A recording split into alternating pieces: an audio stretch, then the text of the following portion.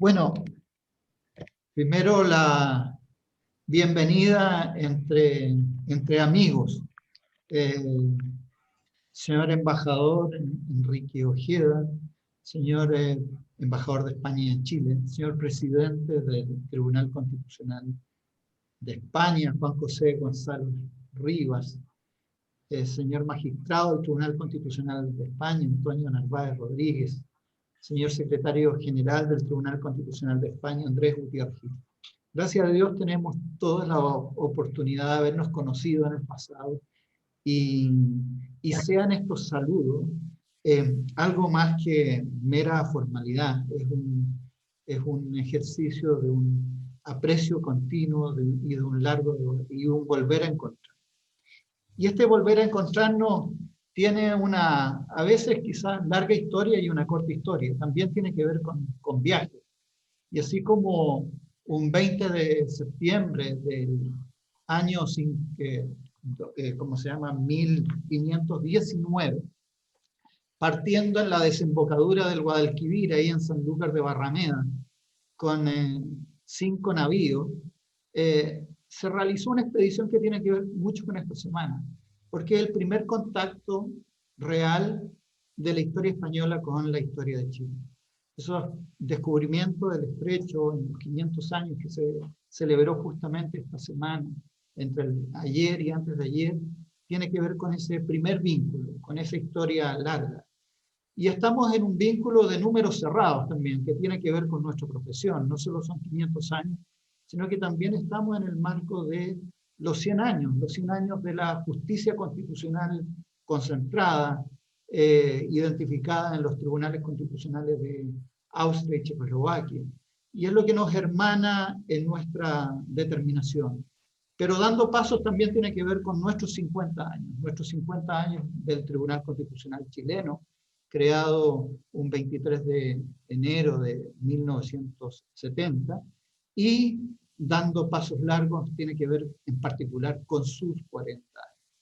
Con 40 años que en términos estrictos desde el momento de funcionamiento y de instalación el 15 de julio de 1980 dan pie a una de las magistraturas constitucionales que realmente se han vuelto emblemáticas en términos de modelos de desarrollo de justicia constitucional. La pandemia quiso que no pudiésemos celebrarlo allá mismo. ¿Cuánto nos hubiera gustado haber tomado un taxi blanco con la línea roja, un taxi blanquirrojo, o bajarnos en el metro Islas Filipinas, ahí en línea 7, y acercarnos a Domenico Scarlatti y haber gozado de la dimensión que ustedes tienen como poco de ser anfitriones de lujo? Eh, pero hay otra forma, y esta es una de las que queremos dedicar, la forma a distancia, y no queríamos dejar pasar el año sin tener la oportunidad de celebrar con ustedes estos 40 años. Eh, Doy con esta pequeñísima introducción paso a la presidenta del Tribunal Constitucional chileno, María Luisa Abrán, quien ha desarrollado una extensa eh, carrera desde el punto de vista público en nuestro país. Ella es abogada de la Universidad Católica de Chile, se ha desarrollado en el ámbito público desde sus inicios en ODEPLAN y ha trabajado en un montón de organismos públicos, desde el Consejo, Comisión Asesora Presidencial para fortalecimiento de los principios de probidad y transparencia pública, hasta organismos públicos propiamente tales, el Consejo de Alta Dirección Pública, Consejo Nacional de Televisión, el Consejo de Auditoría Interna General de Gobierno, Consejo Directivo de Sistema de Empresas Públicas, llegando a ser jefa de asesores del presidente de la República entre los años 2010 a 2013, siendo designada por el presidente de la República ministra del Tribunal Constitucional y siendo entre nosotros como pares, siendo electa presidenta del Tribunal Constitucional en agosto del año pasado. Tenga usted la palabra, presidente.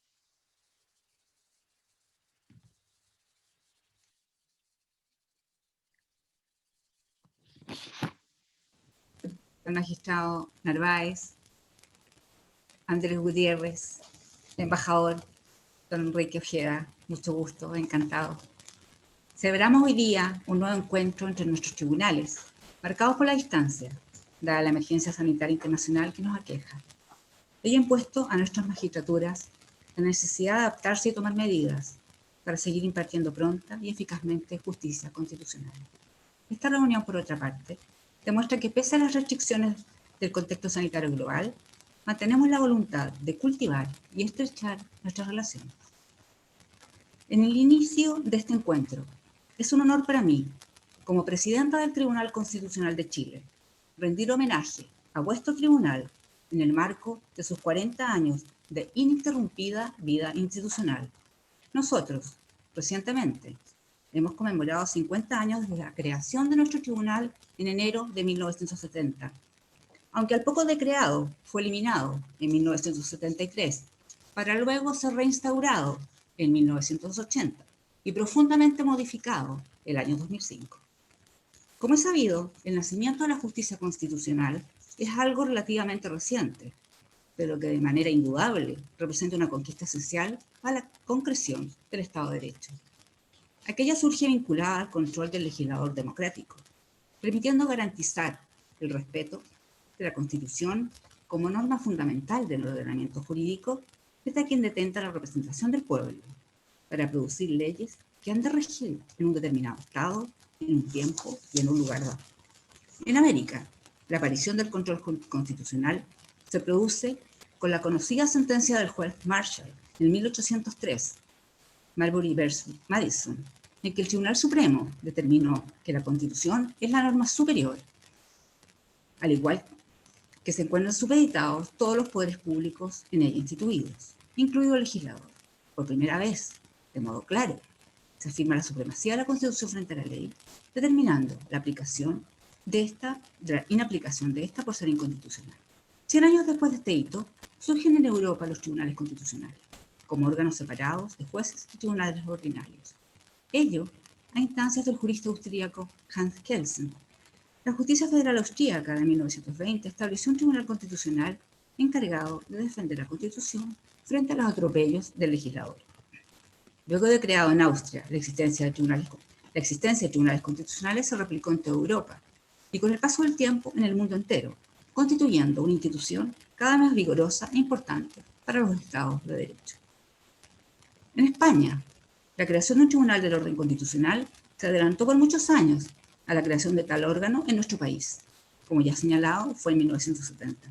La Constitución española, de 9 de diciembre de 1931, en su artículo 1123, creó un tribunal de garantías constitucionales, al que se le atribuyó, junto con otras materias, el control de la constitucionalidad de las leyes mediante un recurso de inconstitucionalidad que podía ser interpuesto incluso por los ciudadanos, dando lugar a una suerte de acción popular en resguardo de la Constitución, como también mediante consulta de constitucionalidad de leyes por los tribunales de justicia.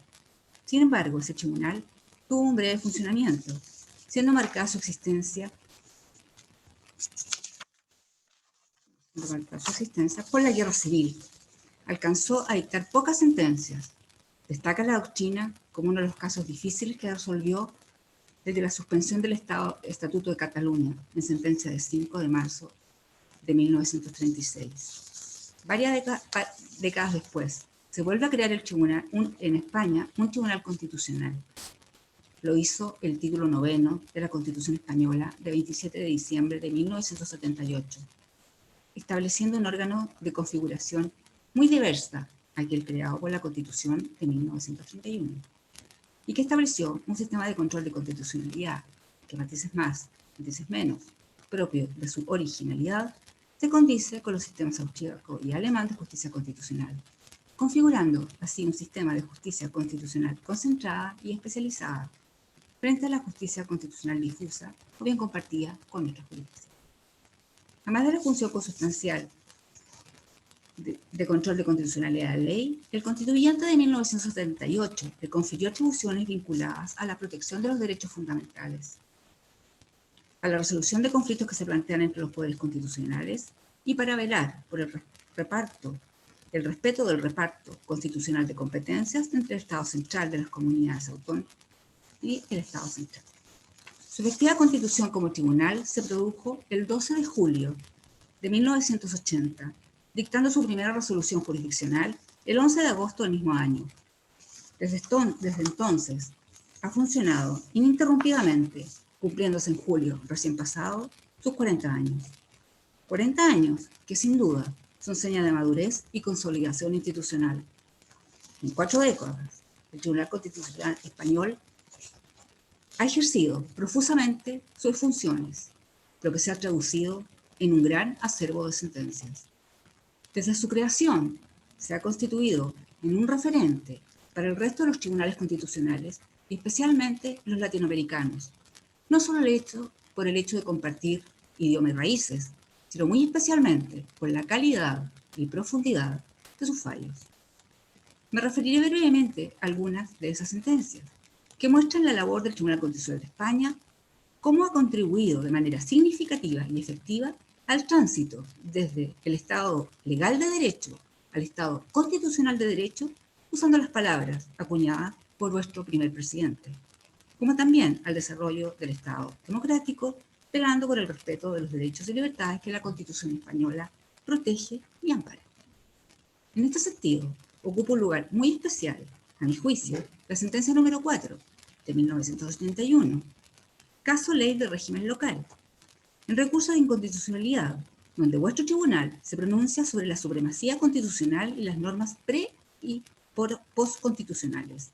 Allí sienta varios principios básicos relativos a la relación entre Constitución y normas legales anteriores y posteriores a ella, defendiendo la competencia del tribunal para examinar su compatibilidad con la Constitución. Notoriamente relevante fue la sentencia número 15 de 1982, caso objeción de conciencia en recurso de amparo. Allí, el tribunal se detiene sobre la fuerza vinculante directa de la Constitución, confirmando la doctrina de que los principios constitucionales son origen inmediato de derechos y obligaciones y que vinculan a los poderes públicos. Así, incluso tratándose de los derechos que requieren de configuración legal, la demora del legislador en desarrollarlos no puede privarlos de todo contenido. Otro tanto acontece con la sentencia 11 de 1981, caso decreto ley de huelga en recurso de inconstitucionalidad. Este fallo merece ser observado desde la perspectiva del contenido esencial de los derechos fundamentales. Si bien el fallo desarrolla dos posibles caminos, se arriba a una tesis que ha permeado en múltiples latitudes, de que se rebasa o desconoce el contenido esencial cuando el derecho queda sometido a limitaciones que lo hacen impracticable, lo dificultan más allá de lo razonable o lo despojan de su necesaria protección. Merecen especial énfasis los aportes del Tribunal Constitucional Español respecto a la aplicación, con matices, de los principios constitucionales del orden penal al ámbito administrativo sancionador, que sin duda propiciaron un profundo cambio en el modo de entender las relaciones entre el Estado e individuo.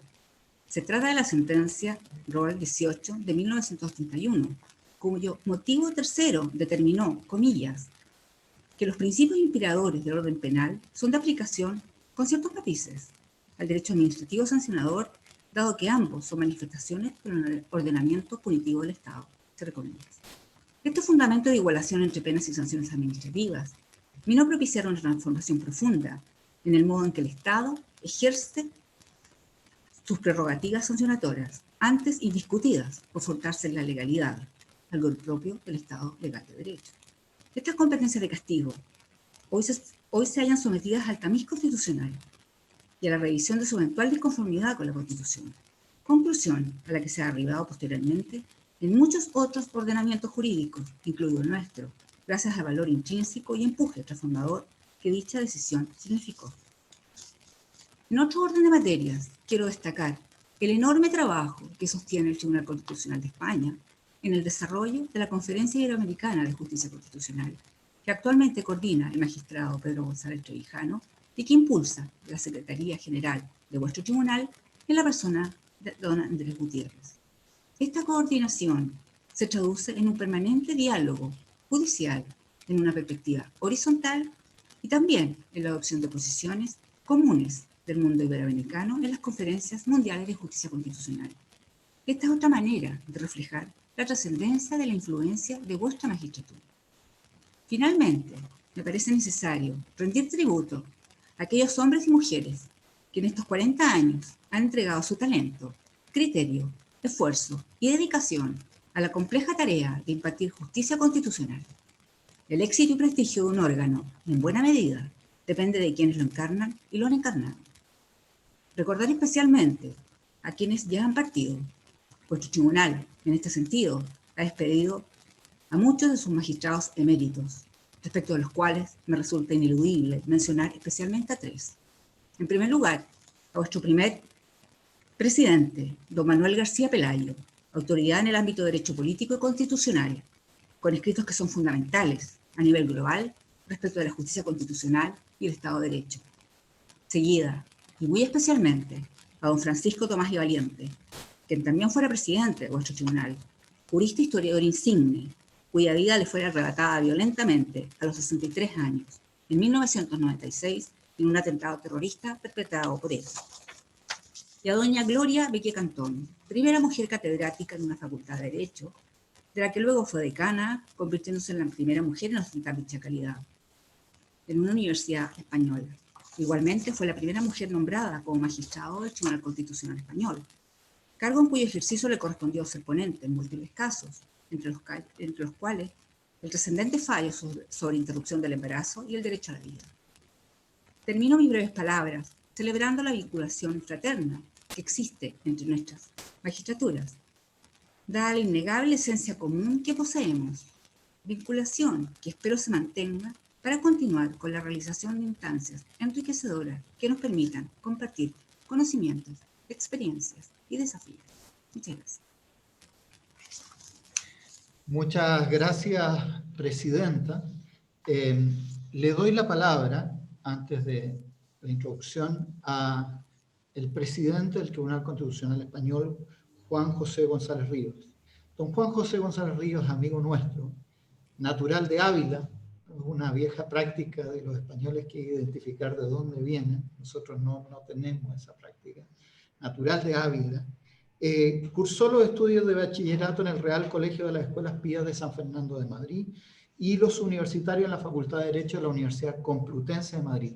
Debo decir que hoy mismo es un día muy particular porque hace muchísimos años él obtuvo un día como hoy su grado de doctor por la Facultad de Derecho en la Universidad Complutense de Madrid. Y debo decirlo que lo obtuvo aún antes que nosotros, varios de los que estamos aquí, ni siquiera estuviésemos pensando en estudiar Derecho. Así que nos lleva muchos años por delante con una gran juventud acumulada.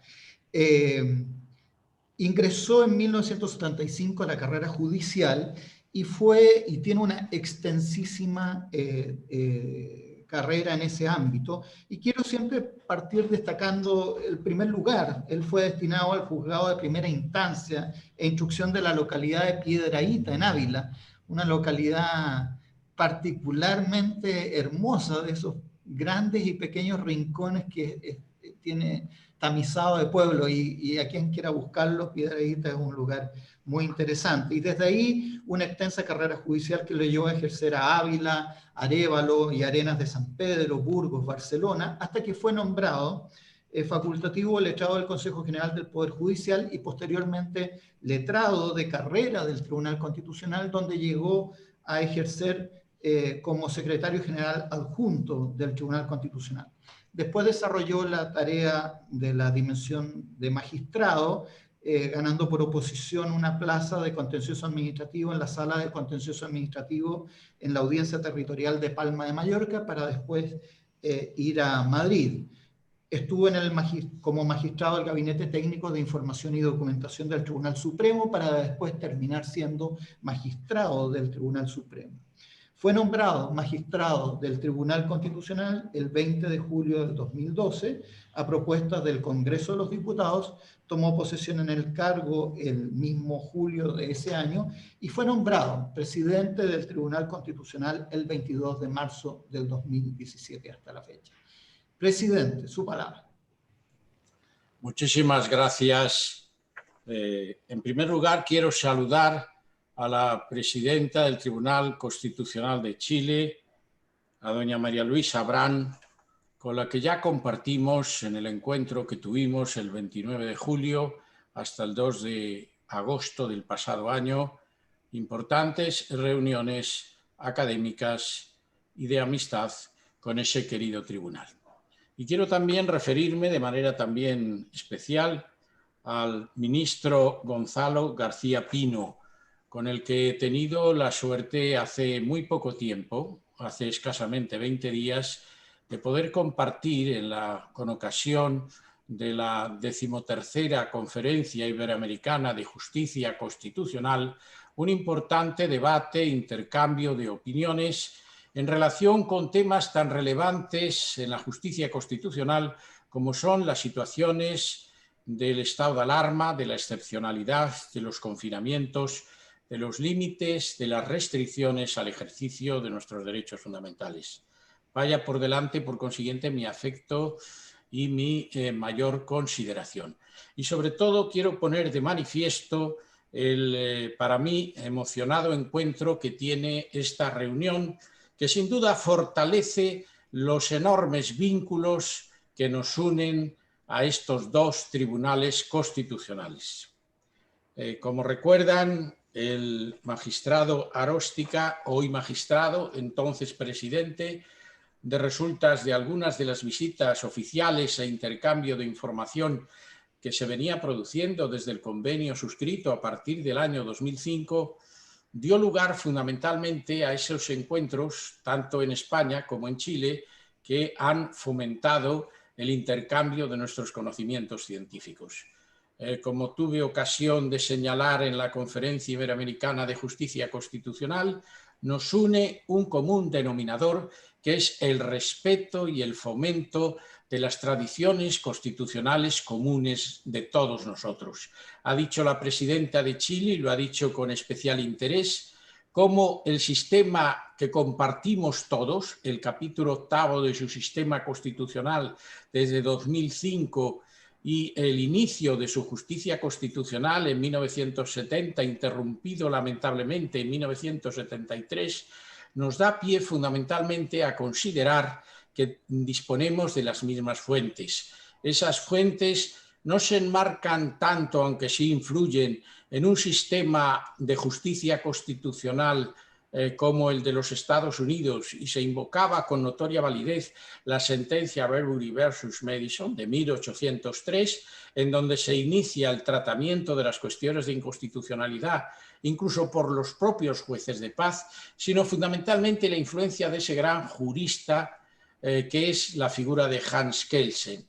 A lo largo de mi vida profesional he tenido la ocasión de profundizar en la figura de Hans Kelsen, analizando la teoría pura del derecho, la teoría del Estado, pero sobre todo ese famoso tratado a nivel de monografía sobre la garantía jurisdiccional de la Constitución, porque eso va a ser el germen europeo, primero del Tribunal Constitucional en Austria y en República entonces de Checoslovaquia o República Checa, va a ser después su notoria influencia en el año 1931 en nuestro sistema de justicia constitucional con la creación y puesta en funcionamiento del Tribunal de Garantías, lo ha subrayado la presidenta, y va a ser después, y lo dice Galeotti en el sistema italiano, lo que va a influir también a partir de la Segunda Guerra Mundial en la configuración de los sistemas constitucionales en Italia en el año 1947, la Ley Fundamental de Bonn de 1949,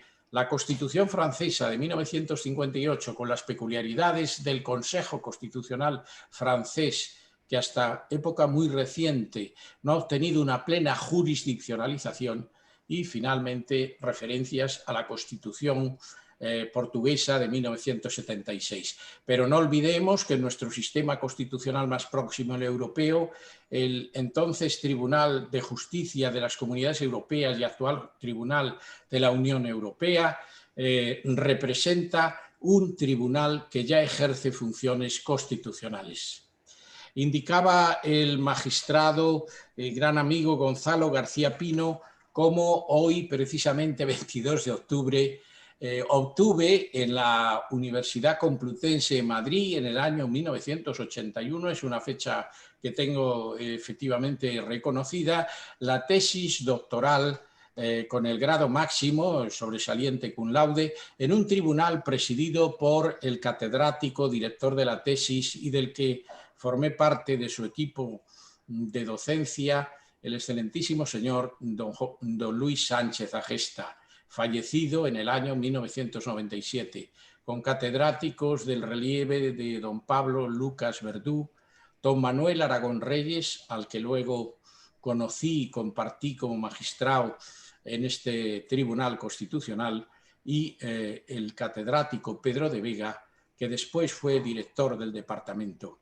El tiempo nos lleva fundamentalmente a recordar estas figuras.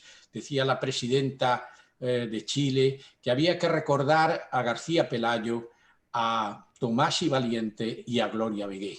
Yo también recordaría a los componentes de este tribunal de mi tesis doctoral, de los cuales solo Manuel Aragón, he estado con él hace escasamente una semana con motivo de la presentación de una obra vinculada al Museo del Prado, y el resto ya han fallecido. Esa referencia que hace a la figura de don Manuel García Pelayo me ha removido unos conocimientos que yo extraigo a partir de 1950 en la primera obra del Derecho Constitucional de España y su Derecho Constitucional comparado.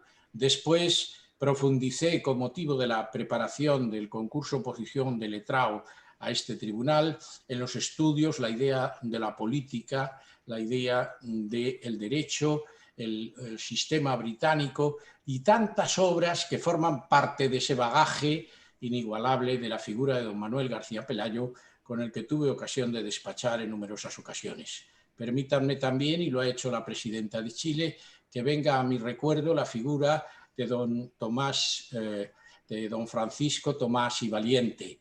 En el periodo 1985-1986 despachaba con él todos los días a las 2 de la tarde, y en nuestra amistad y mi leal colaboración con él, en definitiva, fue extraordinaria. Sentí enormemente el atentado terrorista que cegó su vida.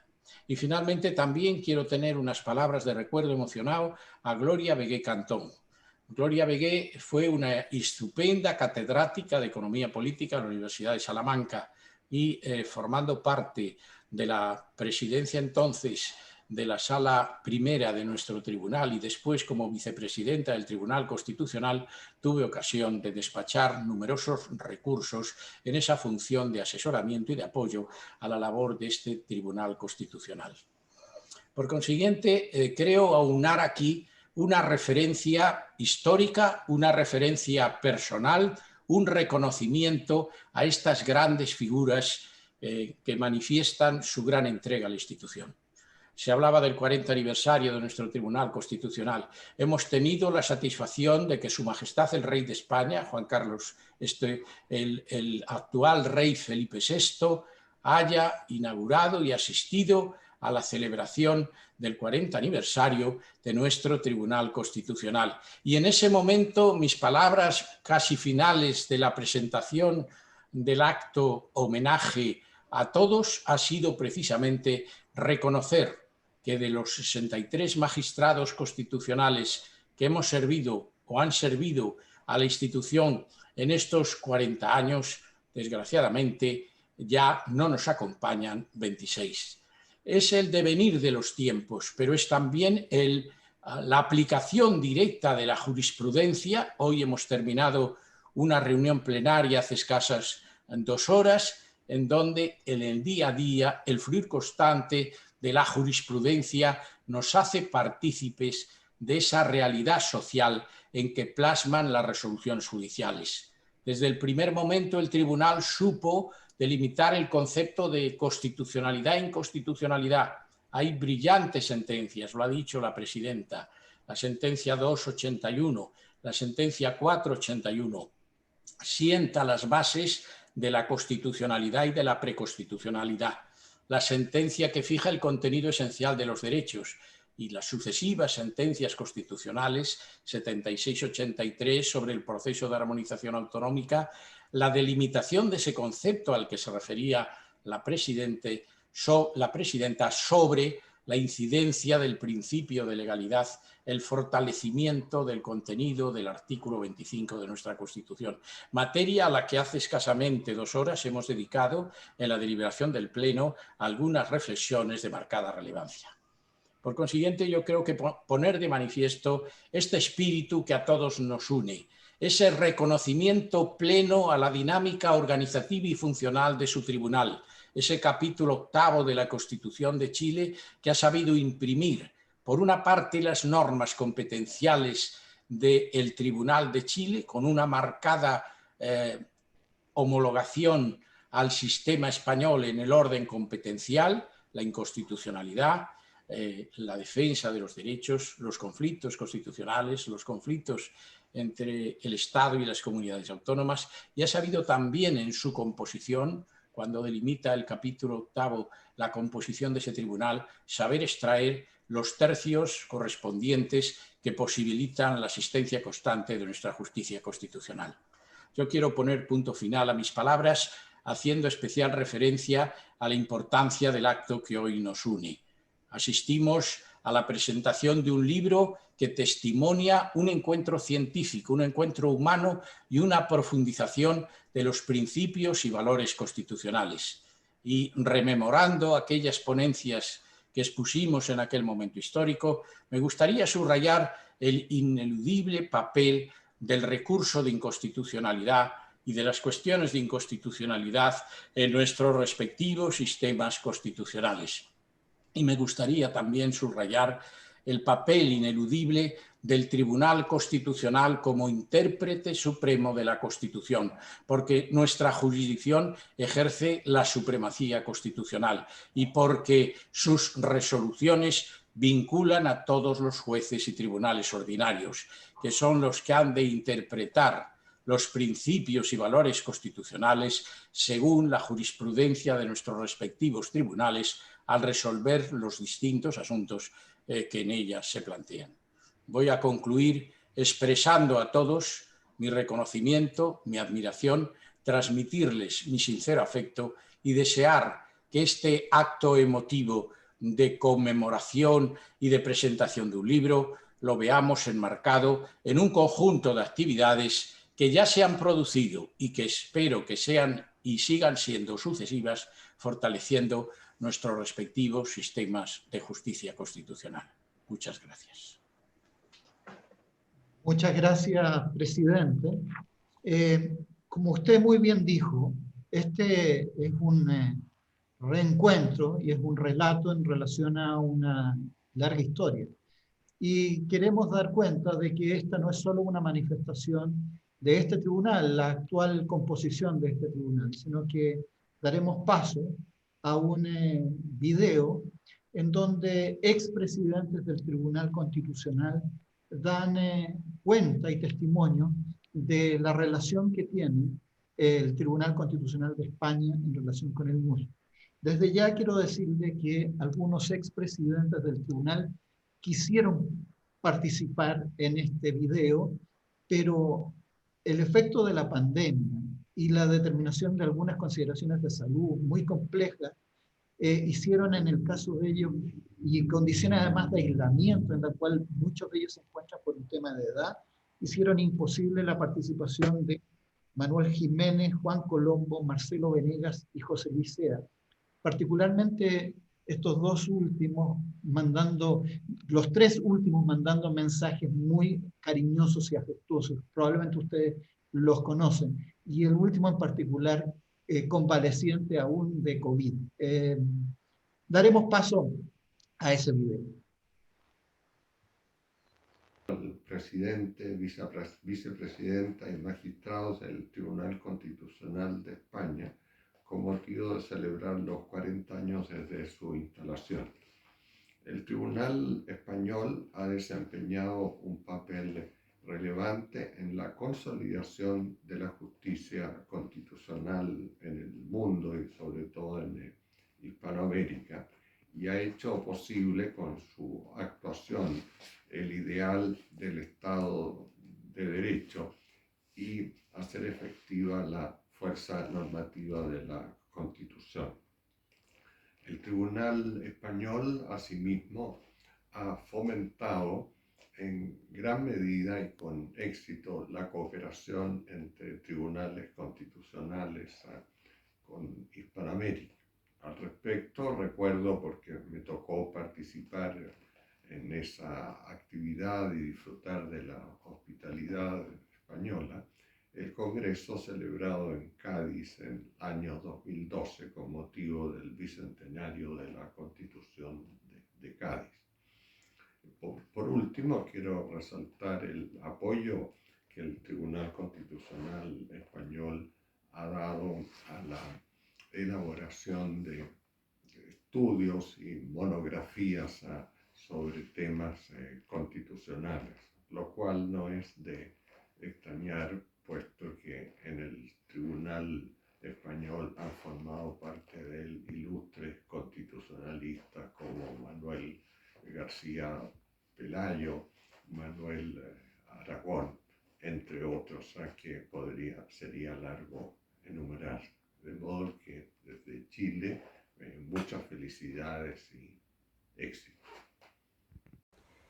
Como expresidenta del Tribunal Constitucional de Chile, quiero enviar al presidente del excelentísimo Tribunal Constitucional de España, a su vicepresidenta y a cada uno de los magistrados un cariñoso saludo y mis más sinceras felicitaciones por el 40º aniversario de esa alta magistratura.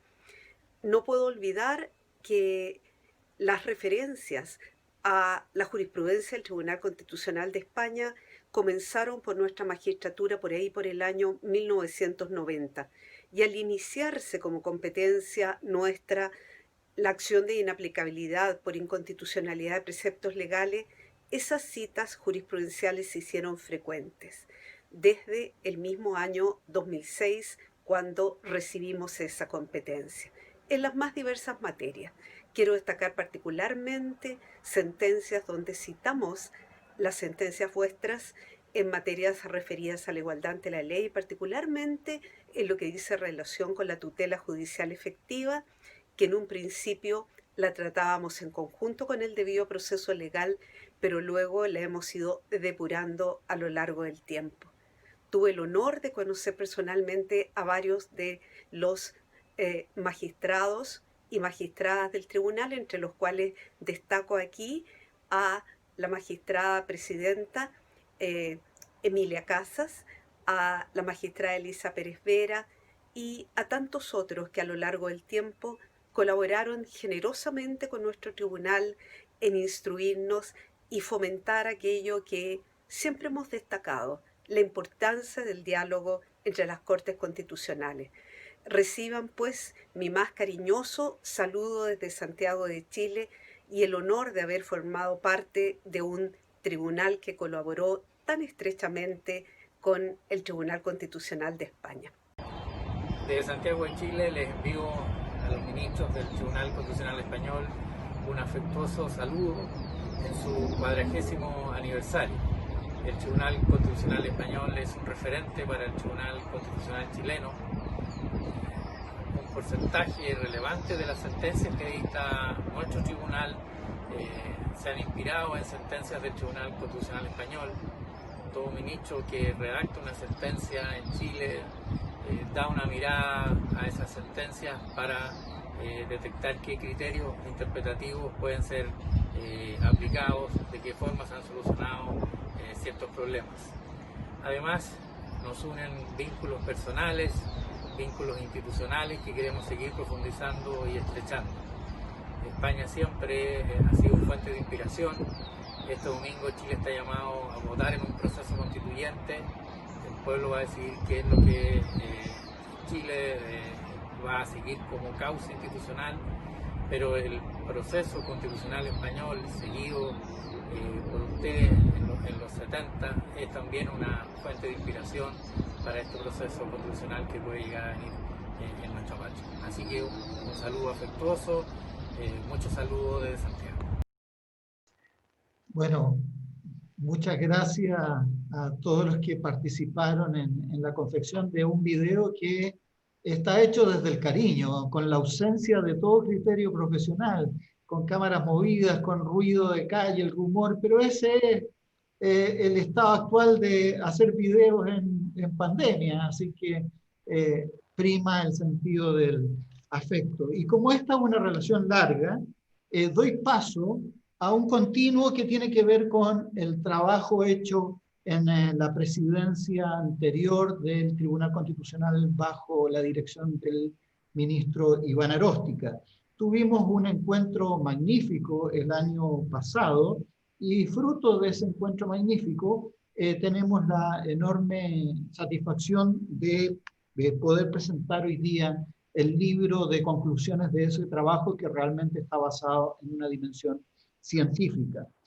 Parte de la presentación, nuestro amigo Andrés Gutiérrez, licenciado en Derecho por la Universidad Complutense de Madrid en el año 1984, ingresó por oposición a la carrera fiscal en excedencia, pero después ingresó a la carrera judicial el mismo año por oposición, ascendiendo a magistrado en Madrid. Después fue magistrado especialista en lo contencioso administrativo, con destinos en la Sala de lo Contencioso Administrativo de Sevilla, del Tribunal Superior de Justicia de Andalucía y en el Tribunal Superior de Justicia de Madrid desde el 2010 hasta la fecha. Es letrado con adscripción temporal al servicio del Tribunal Constitucional desde el año 2003 a la fecha y fue electo el año 2014 secretario general del Tribunal Constitucional, y a partir de esa elección hemos apreciado todo el enorme trabajo que ha hecho justamente en el sentido de colaboración. Y debo reconocer desde ya que es parte de uno de los ideólogos de este encuentro. Así que tiene su palabra, don Andrés. Buen día. Señora Presidenta del Tribunal Constitucional, María Luisa Abrán, queridos y señores ministros, Aróstica, García, Romero, Letelier, Pozo, Vázquez, Silva, Fernández, Pica, y también los suplentes de ministro de Lavó y Jaramillo, mi compañera la secretaria abogada, y a todos los integrantes de esa institución que nos es tan querida. Y la grata presencia del señor embajador de España, don Enrique Ojeda, que nos acompañó el año pasado y me alegro mucho de volver a ver. Yo me adhiero al sentimiento que ha expresado nuestro presidente de agradecimiento al recordar el seminario de trabajo que tuvimos en Santiago el año pasado, tanto por la selección de los temas tratados como por el contenido de las intervenciones y la verdad, la esmerada organización del evento, que fue un éxito. Y al tiempo quiero también expresar mi felicitación por el excelente libro que hoy se presenta, que hemos visto ya en su versión digital, con una elaboración muy cuidada y que creo que es un extraordinario colofón de aquel encuentro. Yo, cumpliendo el encargo que se me ha hecho, voy a hacer un brevísimo repaso a las relaciones que nuestras dos instituciones a lo largo del tiempo han ido tejiéndose. Como suele ocurrir, los encuentros personales suelen ser la antesala de una colaboración institucionalizada y probablemente esos primeros encuentros se producen con motivo de la creación de la Conferencia Iberoamericana de Justicia Constitucional en el año 94. Surgió la idea mientras se celebraba aquí en Madrid los actos de conmemoración del 15 aniversario de nuestra ley orgánica. Estuvo el entonces presidente del Tribunal Constitucional de Chile y se dio lugar a la primera celebración de esas reuniones de la conferencia en Lisboa por parte del Tribunal chileno, el señor Jiménez Bulnes. De allí surgió ya una primera visita del entonces presidente del Tribunal Constitucional español, el señor Rodríguez Bereijo, siendo entonces presidente del chileno el señor Faúndez. Y con el transcurso de los años se han ido produciendo visitas en ambas direcciones. Y solo por citar algunas de ellas tendrán conocimiento los presentes, pues en el año 2006, con motivo del 30 aniversario del Tribunal Constitucional chileno, estuvo presente doña María Emilia Casas, que después fue presidenta, también con motivo del 30 aniversario de la Constitución Política chilena estuvo presente la magistrada española, doña Elisa Pérez Vera, y con motivo del 40 aniversario del Tribunal Constitucional chileno estuvo el vicepresidente español, don Eugenio Gay, junto con un letrado.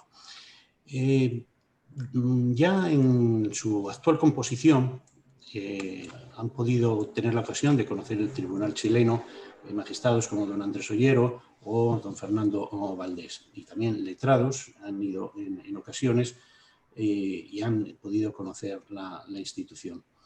En sentido inverso, en el año 2004 se produjo la visita de don Juan Colombo, presidente del Tribunal chileno, y una visita primero como ministro en el año 2010 y después como presidente de don Raúl Bartelsen.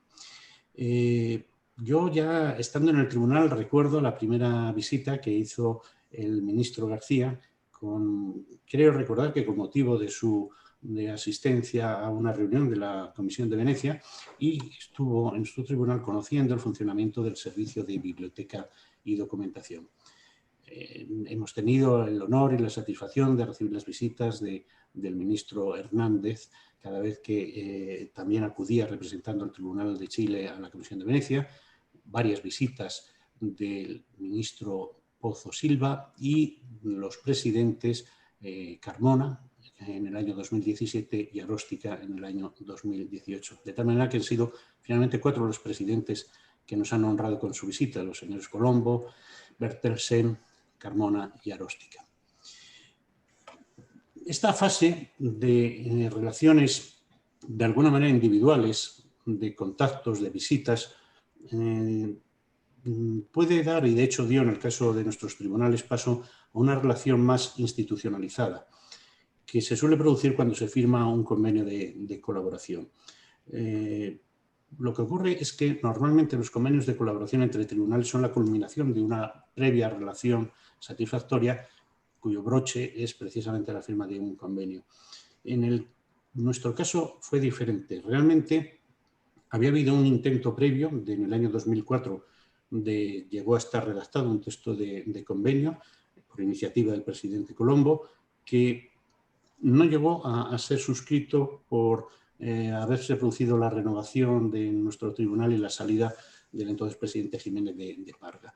Pero, sin embargo, en el año 2015 se firma en Santiago un convenio que suscriben los presidentes Carmona y Pérez de los Cobos, que digo que es diferente que en otros tipos de convenio porque no era fruto de una previa relación que se quiere simbolizar en un convenio, sino que, siendo una relación esporádica la que se mantenía, a partir de ese momento es cuando surge una relación estrecha entre nuestros tribunales. El convenio se firmó y en febrero del año 2016 tuvimos una reunión de trabajo con el ministro Pozo Silva abordando precisamente el desarrollo del convenio de colaboración. Y creo que hoy no estaríamos aquí sin aquel impulso inicial del ministro Pozo y las constantes iniciativas y ánimos ilusionados con los que periódicamente refuerza nuestra relación. En el marco de ese convenio hubo una primera visita, una estancia de trabajo de una analista de la Dirección de Estudios de una semana, y en septiembre del 2016 tuve, la verdad, la satisfacción, la suerte de realizar una estancia de 2 semanas en el Tribunal Constitucional de Chile, que preparó un completísimo programa de acceso tanto a la actividad jurisdiccional como a la administrativa, y que tuvo en el año 2018 su recíproca visita del entonces secretario abogado, hoy ministro Rodrigo Pica. Un tercer ámbito de colaboración es el que hemos mantenido en el ámbito de la que antes mencionaba Conferencia Iberoamericana de Justicia Constitucional. señalado cómo ya en la primera reunión estuvo presente Chile y cómo en el año 2006 Santiago fue precisamente la ciudad anfitriona de la quinta reunión de la conferencia, en la que además se aprobaron los vigentes estatutos. Y desde entonces el Tribunal de Chile ha sido participante en todas sus reuniones y también en los seminarios que se vienen celebrando con la cooperación de AICIC, de la Agencia Española de Cooperación, en sus centros de formación. De alguna manera, el seminario de trabajo sobre el fortalecimiento del sistema constitucional que el año pasado tuvimos la oportunidad de participar en Chile ha sido la culminación de todo este proceso de relaciones que ha tenido dos secuelas. Una, la presentación el año pasado del libro El Estado de Derecho en el mundo hispánico, que tuvo una primera presentación en la sede del Tribunal chileno y una segunda en el Tribunal español, y ahora este evento en el que nos permite ver a personas con unas de las cuales hemos hecho ya incluso una relación personal de amistad, y que yo creo que es tan fuerte que trasciende ya a los cambios que vayan sufriendo la composición de los tribunales. Es lo suficientemente fuerte nuestra relación como para que podamos abordar mayores proyectos y de mayor intensidad. Muchísimas gracias. Muchísimas gracias, Andrés. Ahora doy la palabra al ministro Iván Aróstica. Él es abogado por la Universidad de Chile, con estudios de Derecho Público en la misma universidad y con diversos diplomados, siendo el último el curso de alta formación de justicia constitucional en la Universidad de Pisa, en Italia. Él tiene también un desempeño en el ámbito público en nuestro país. Fue fiscal y director subrogante de la Caja de Provisión de la Defensa Nacional, y así además ha sido un consultor de conocidas y prestigiosas instituciones públicas. Él es profesor de Derecho Administrativo, tanto en el nivel de pregrado y posgrado en muy diversas universidades del país, partiendo por la propia suya, la Universidad de Chile. Él fue jefe de la División Jurídica del Ministerio del Interior durante el año 2010 y fue designado por el presidente de la República en el año 2010 justamente por un determinado periodo, y fue nuevamente renovado dicho periodo por el presidente de la República en el año 2013. Y en el 28 de agosto del año 2017 fue electo presidente del Tribunal Constitucional por todos nosotros. Tiene la palabra ministro Iván Aróstica. Muy bien. Buenos días, buenas tardes allá en España, magistradas, magistrados, señoras y señores. Nos aquí reunidos, felizmente, ¿no? Después de transcurrido un poco más de un año ya de la visita a nuestro país del señor presidente del Tribunal Constitucional de España, don Juan José González Rivas, del distinguido magistrado don Antonio Narváez Rodríguez y del secretario de esa magistratura, don Andrés Gutiérrez Gil. Déjenme decirles que fue una visita que nos honró y también nos alegró muy profundamente. No solamente por la jerarquía de la magistratura que ustedes representaron con singular brillo, sino sobre todo, y quizás más importante, por la calidad profesional y humana que todos ustedes demostraron frente a nosotros. Se hizo propicia la ocasión, en esa oportunidad, para compartir experiencias, problemas y soluciones que son comunes a lo que denominamos algunos las dos Españas.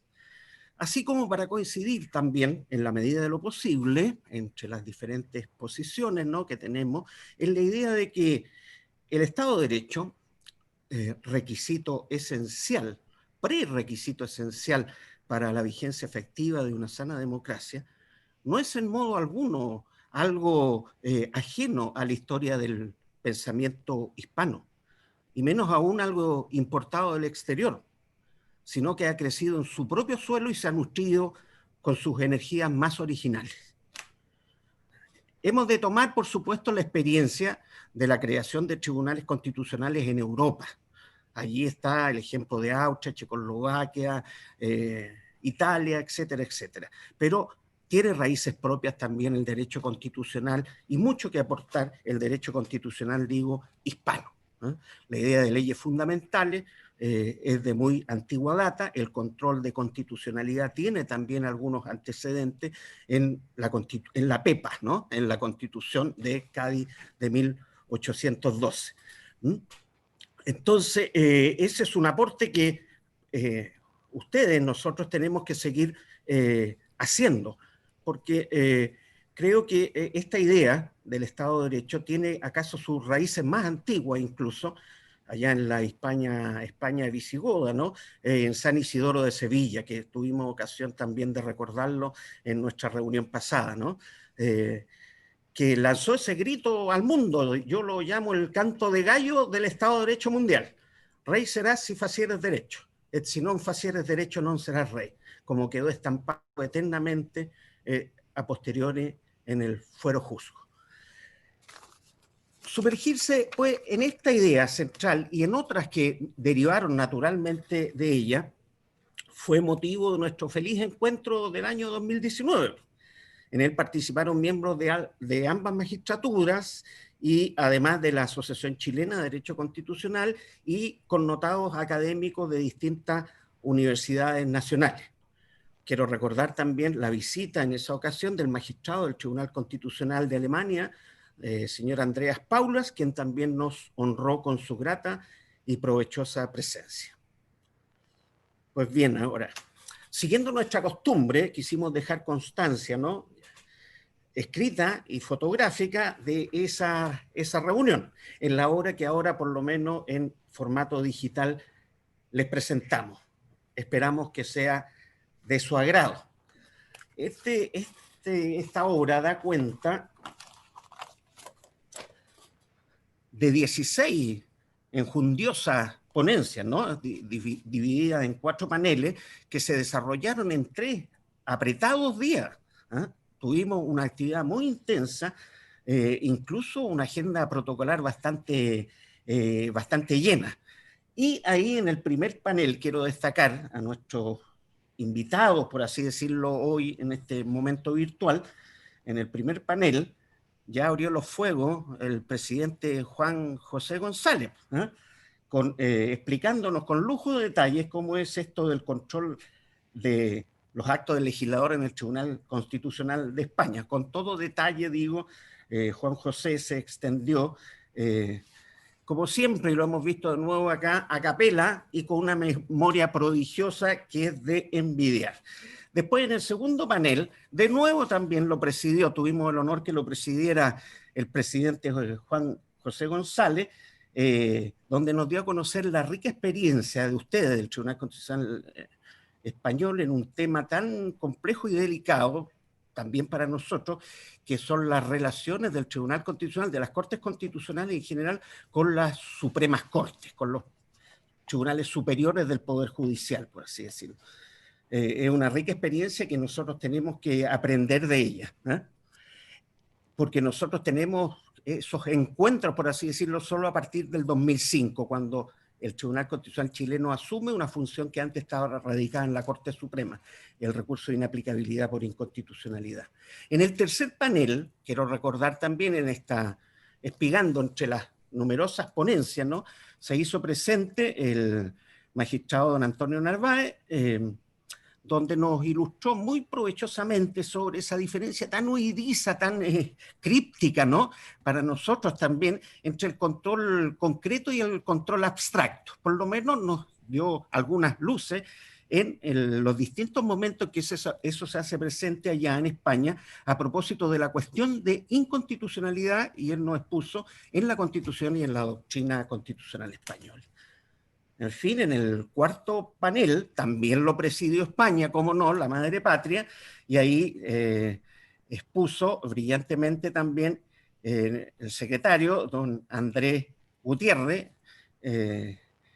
sobre las luces y sombras del recurso de amparo en España. clara, precisa, concisa, al hueso. De referencia, 30-30, cum laude, la exposición que hizo, que nos sirve mucho para aquilatar algo que puede ser nuevo para nosotros. Ya se dijo que íbamos a iniciar posiblemente revisiones al Tribunal Constitucional, seguramente, y ahí va a haber un tema referido a quién va a conocer en el futuro en Chile el recurso de protección, que sería más o menos el amparo vuestro. Así que muy bienvenidas fueron esas reflexiones de Andrés. Así que muy bien. Como se puede apreciar entonces, hay un arduo trabajo que está reflejando esta obra, muy intenso, como dije, en pocos días, lamentablemente fueron pocos días, pero también no estuvo exento, es la visita de ustedes, ¿no?, de momentos de solaz y de sana diversión, incluso en la casa del señor embajador de España, que también tenemos el honor de que nos acompañe en esta ocasión. Pero no voy a entrar en más detalles sobre esos momentos de diversión aquí en una cuenta pública. Dejémoslo para los buenos recuerdos nuestros. Bueno, por supuesto no somos en Chile y allá en España tampoco, no somos tan dispendiosos como para romper una botella de champán cada vez que se lanza un barco al mar, ¿no? Pero sí solemos celebrar el lanzamiento de un libro, ¿no?, con un vino de honor. Con un vino de honor. Dadas las circunstancias, por supuesto, por ahora, ese vino de honor tiene que ser simbólico y virtual nomás. Subrayo por ahora porque estamos haciendo lo posible porque superar ese inconveniente con España. Así entonces, celebremos juntos, y quiero expresarle a nombre de todo el Tribunal Constitucional de Chile, hacer salud, elevar nuestras copas a la distancia, salud y gracias, por todas las veces que nos han recibido ustedes allá en Madrid, a los ministros del Tribunal Constitucional chileno, cuando hemos ido a visitar la dependencia de su magnífico tribunal. Lo recordamos siempre, es un hito para los que hemos tenido la ocasión de visitarlo allá en Madrid. Salud y gracias en primer término por eso. Salud y gracias también a ustedes tres en especial que pudieron venir por acudir a nuestro encuentro el año pasado junto a sus distinguidas señoras y contribuir a realzar, sí se puede, era difícil, pero contribuyeron magníficamente a realzar una jornada que para nosotros fue memorable. Nota al pie de página mía, va a quedar guardada para siempre en el corazón. Salud y gracias por estar ahora aquí acompañándonos en el lanzamiento de esta obra digital, que ya será escrita como corresponde siempre. Y en fin, salud por sus 40 años de vida institucional y por los muchos más que seguro están por venir. Hasta siempre, amigos. Muchas gracias, ministro Iván Aróstica. A veces no hay mejor homenaje que el que ya se hizo. Y para un tribunal constitucional, el reflejo del homenaje que ya se hizo es el reconocimiento de su estatura intelectual en la jurisprudencia citada. Y justamente la ministra María Pía Silva nos va a hablar del impacto de la jurisprudencia del Tribunal Constitucional de España en la jurisprudencia del Tribunal Constitucional chileno. La ministra María Pía Silva es licenciada en Derecho por la Pontificia Universidad Católica de Chile, ella es magíster de Derecho Constitucional en la misma Pontificia Universidad Católica y ha sido profesora del Departamento de Derecho Público de dicha facultad y ha ejercido también en otras facultades, tanto en el ámbito de estudios de pregrado como posgrado. Ella quizás como pocos ha desarrollado una larga carrera académica y también profesional, colaborando largamente con probablemente el mejor tratadista de la Constitución de 1925 y también una persona que participó en la Comisión Ortúzar en los estudios constitucionales de la Constitución de 1980, aun cuando se retiró en 1937. Estoy hablando del maestro Alejandro Silva Bascuñán, con quien desarrolló una extensísima colaboración hasta el final de sus días. María Pía Silva ha sido miembro de la Asociación Chilena de Derecho Constitucional, del capítulo chileno de Ombudsman y del Centro de Estudios Constitucionales de Chile, e integrante de un consejo directivo constitucionalista en bastantes proyectos de impulso de referencias sobre tu constitución, nuestra constitución en trabajo de naturaleza pedagógica. El año 2018 fue nombrada por la Corte Suprema como ministra del Tribunal Constitucional por un periodo de 9 años. Tiene la palabra ministra María Pía Silva.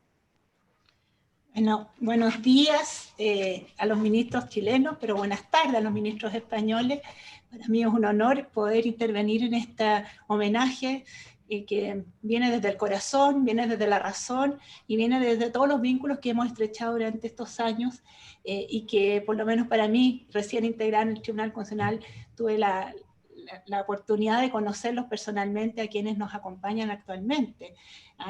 Y creo que fue realmente una jornada realmente interesante, valiosa, que nosotros atesoramos y que el libro que de alguna manera se está lanzando también va a ser un testimonio de esos vínculos y de ese aporte mutuo en nuestras relaciones. Quisiera, bueno, recogiendo las palabras que acaba de decir el ministro Gonzalo García, la verdad es que no hay duda de que para nosotros uno de los homenajes mayores que se pueden rendir por parte de nuestro tribunal no es la preparación de un documento ni una ceremonia conceptuosa, sino que, como dijo el ministro García, lo que ya se ha realizado. Eso implica entonces reconocer la influencia que ha tenido la jurisprudencia del Tribunal Español en las argumentaciones que a lo largo de los últimos 15 años ha recogido nuestra propia magistratura.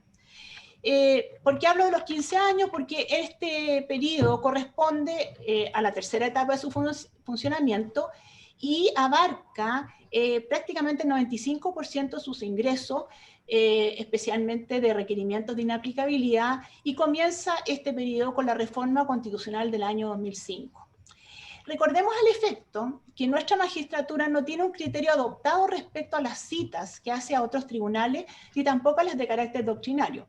No existe, por lo tanto, una definición particular, lo cual, no obstante, no ha llevado a un abuso de su empleo, ni menos a una posición que las elimine del todo, inscribiéndose el tribunal chileno dentro del derecho continental, y por ello sus referencias doctrinarias se desenvuelven en ese ámbito, lo cual fluye, evidentemente, de su sentencia. Bueno, partiendo de esa observación, no hay ningún otro tribunal que se aproxime a la cantidad de veces que, en sus diversas sentencias u opiniones disidentes, haya recogido los criterios argumentativos emanados de la magistratura hispana. Basta recordar, esto mismo lo pusieron de relieve recién, los expresidentes Marisol Peña y Carlos Carmona. Es cierto, es por lejos el tribunal respecto del cual todos los ministros, cual menos, cual más, han encontrado un argumento de refuerzo a las tesis sostenidas. Esto último es muy significativo, puesto que dicho juicio normalmente se inscribe en 3 tipos de aproximaciones diferentes. Por una parte, la argumentación de las sentencias del Tribunal Español construye criterios iniciales o formas de abordar un conflicto constitucional. En otras, cumple una función de apoyar lo sostenido en el discurso argumentativo. Y por último, también nos ha servido para ratificar la ratio decidendi. Así, la doctrina del Tribunal Constitucional de España ha sido citada por nuestra magistratura en un conjunto amplísimo de materias, dentro de las cuales hemos seleccionado 33 asuntos diferentes, lo que revela su gran uso, y en un ejercicio de sistematización son más de 80 sentencias de nuestro tribunal las que recogen sus argumentos. Y así entonces partamos diciendo que, por una parte, recogiendo el importante aporte del Tribunal Español en la materia, como acaba de destacar el presidente don Juan José González, hay cuestiones que están en la base de la teoría del control de constitucionalidad, ¿no? Por ejemplo, la sentencia 1537. Es la relativa a lo que consiste la cuestión de constitucionalidad o el examen del parámetro de control a partir del análisis de los contenidos implícitos en la Constitución. Y en este punto destaca el principio del deber de interpretación conforme a la Constitución en un caso de limitaciones para el ejercicio de la acción de reclamación de filiación.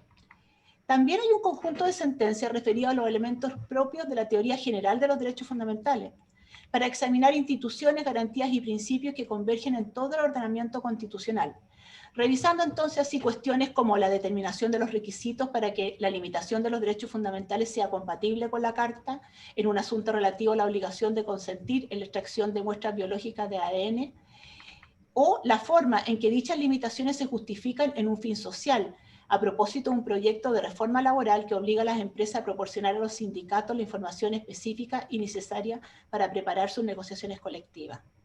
Del mismo modo, el examen del contenido esencial de los derechos, al que también aludió el presidente del Tribunal Constitucional Español por la importancia que tiene su doctrina en la materia, lo hemos ocupado, ¿no es cierto?, esa doctrina en un caso de cobro de patentes por no uso del derecho a aprovechamiento de aguas, o del principio de proporcionalidad en su vinculación con la dignidad humana en un caso de giro doloso de cheques, o la libertad del legislador en la concretización y desarrollo de los derechos fundamentales en un conjunto muy amplio de casos, en que por tal motivo el control de constitucionalidad se encuentra limitado en cuestiones tan disímiles como la autorización de la distribución de la píldora del día después, la delegación de facultades conferidas al director regional del Servicio de Impuestos Internos, la pena de internación en régimen cerrado por responsabilidad penal de los adolescentes, la procedencia del recurso de nulidad penal, la regla especial para la apelación de la resolución que niega o revoca la prisión preventiva, etc. Un ámbito preferente de referencia también es sin duda la teoría particular de los derechos fundamentales explicado en la expansión del contenido de cada uno de ellos.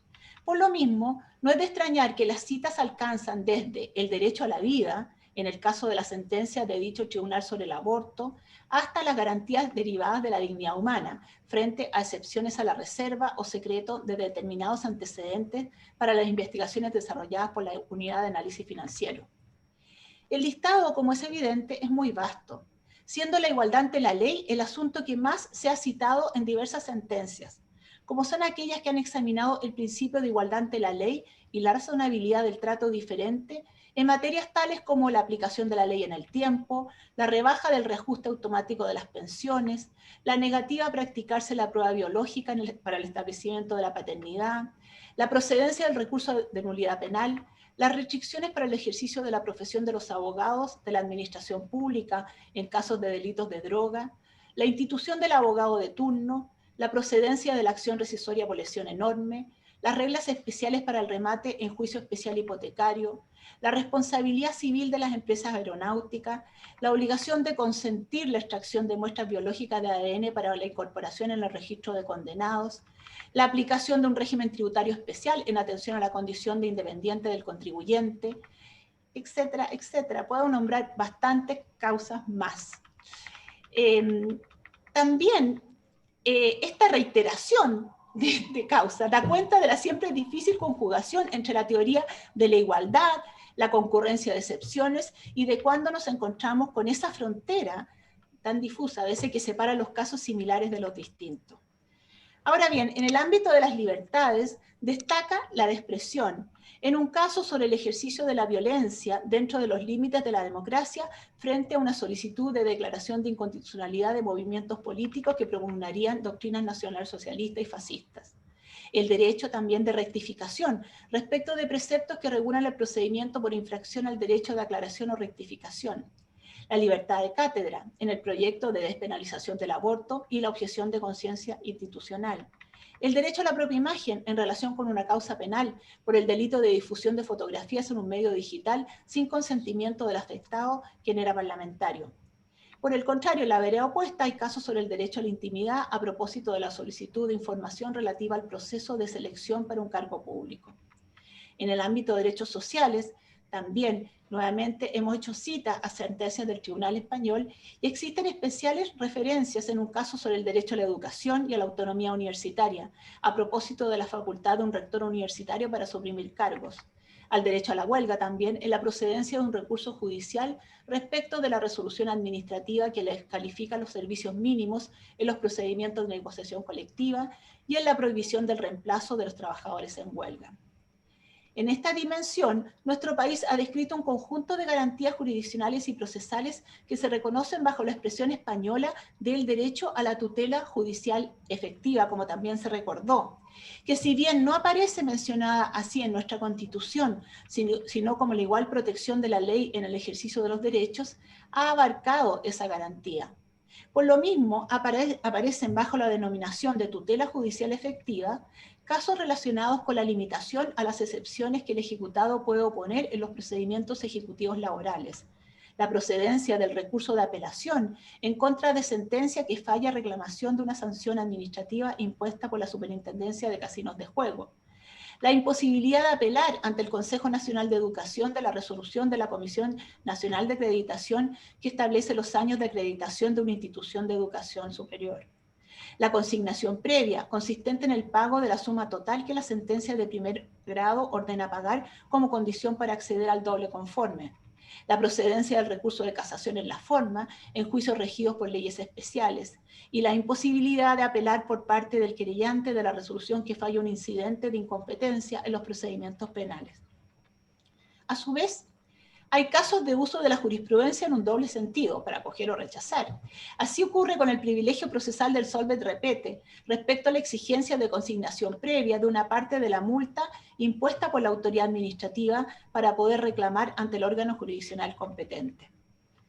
Bajo esta misma perspectiva, se examina también el derecho a la defensa y falta de diligencia de la parte en un caso de procedencia del recurso de nulidad procesal, la procedencia del forzamiento de la acusación y la limitación a las excepciones que el ejecutado puede oponer en el procedimiento ejecutivo de cobro de factura. Una de las líneas jurisprudenciales más sistemáticas del Tribunal Constitucional chileno es el reconocimiento amplio del derecho al recurso en diversos asuntos, citando al efecto la jurisprudencia española en la limitación de las causales de procedencia del recurso de casación en la forma en juicios regidos por leyes especiales. Del mismo modo, en el establecimiento del principio non bis in idem, en el examen de la simultánea correspondencia, con sanciones en el orden penal y en el orden administrativo por infracciones a la ley 18.045, y en el doble procedimiento, uno disciplinario y uno de amovilidad, o uno penal y otro disciplinario. Tales cuestiones, como la reforma peyorativa, en un procedimiento penal que afecta a las competencias de la Corte Suprema al fallar un recurso de casación en el fondo también. Finalmente, en cuanto al derecho a la defensa y a la asistencia letrada, se argumenta en relación al secreto del sumario penal y a la imposibilidad de asistencia letrada en los interrogatorios. Y dentro de las áreas de particular atención a la jurisprudencia española, tiene lugar, señoro, algunas cuestiones propias del derecho penal y de los elementos que caracterizan su dimensión constitucional. Así se ha examinado el principio de tipicidad o taxitividad en diversos delitos, como el de incumplimiento de deberes militares, actos de piratería, en una causa de derechos humanos, el homicidio con el agravante de premeditación conocida, y el delito especial de la Ley General de Pesca y Acuicultura.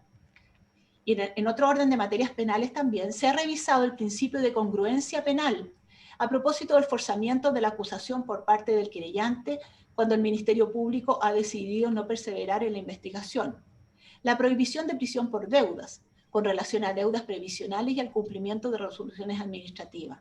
También en la dimensión penal tiene un papel destacado el examen de la proporcionalidad de las sanciones administrativas en un caso sobre sanciones por infracciones a la Ley General de Urbanismo y Construcciones y otro por infracciones a la Ley 18.045.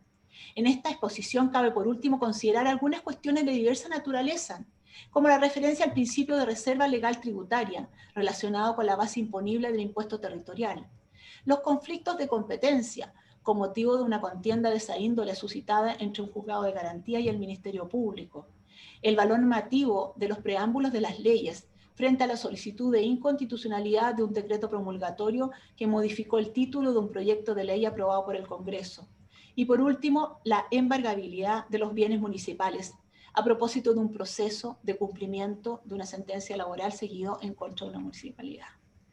Bueno, como ven, aquí hay una larga lista de asuntos y materias que esperamos haya servido para dar cuenta de la enorme dimensión de este impacto jurisprudencial, que son reflejo del reconocimiento que tenemos a la institución que ustedes han construido por 4 décadas y que viene cimentando una jurisprudencia, no hay duda, muy señera.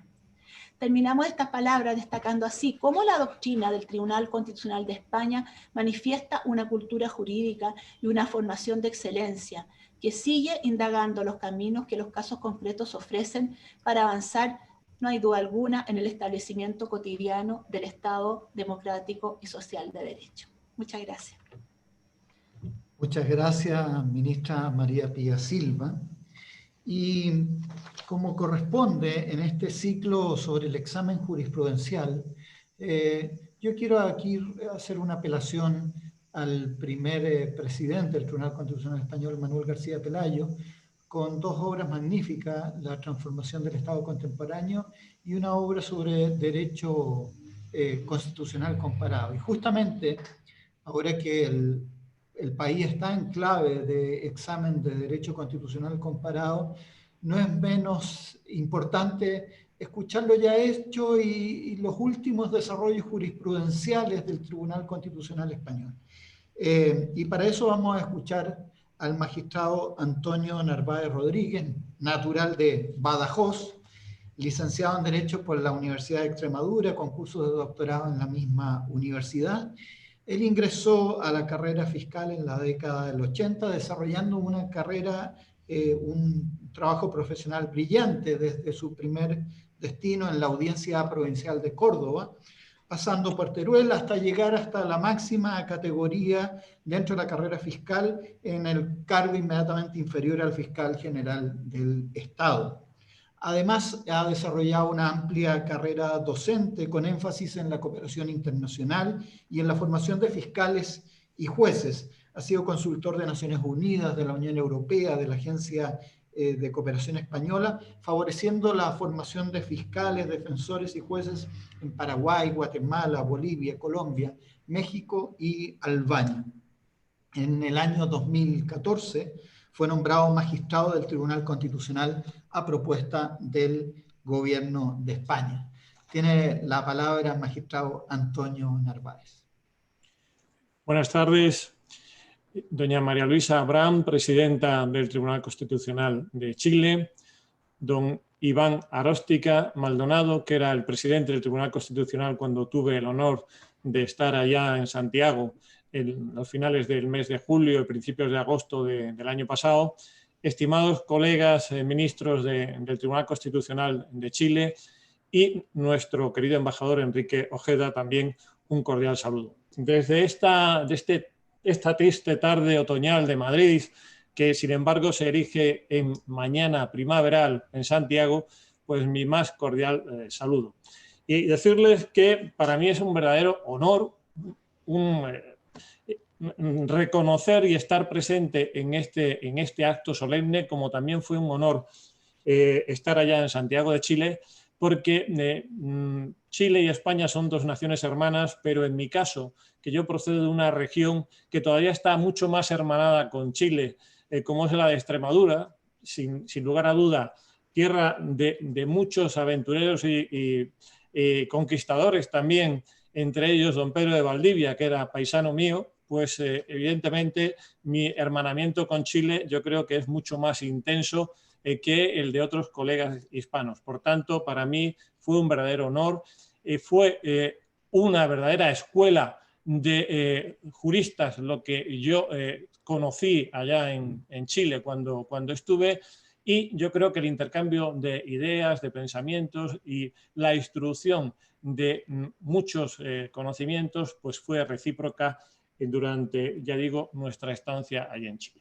Bien, desde luego yo me bastaría para suscribir lo que ha dicho la doctora María Pía Silva, porque ha hecho una recopilación rápida y muy ágil de toda la jurisprudencia del Tribunal Constitucional Español en una materia que yo creo que es apasionante y que sin duda el Tribunal Constitucional de Chile pues podrá asumir prontamente, como es la defensa de los derechos fundamentales y de las libertades públicas.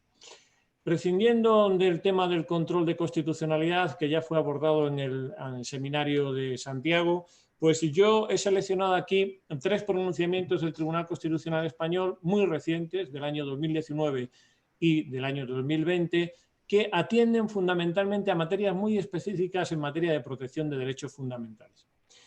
Concretamente son 3 sentencias del Tribunal Constitucional, como digo, en materia de protección de derechos fundamentales. La primera de ellas es la sentencia 108/2019 de 30 de septiembre. Creo que uno de los temas importantes que ha abordado el Tribunal Constitucional a lo largo de su historia ha sido el problema del principio de igualdad ante la ley, pero sobre todo el principio de no discriminación por distintos conceptos, especialmente por el concepto del sexo. Esta sentencia aborda un tema muy peculiar, que es concretamente el principio de no discriminación y el derecho a la no discriminación por razón de una baja maternal.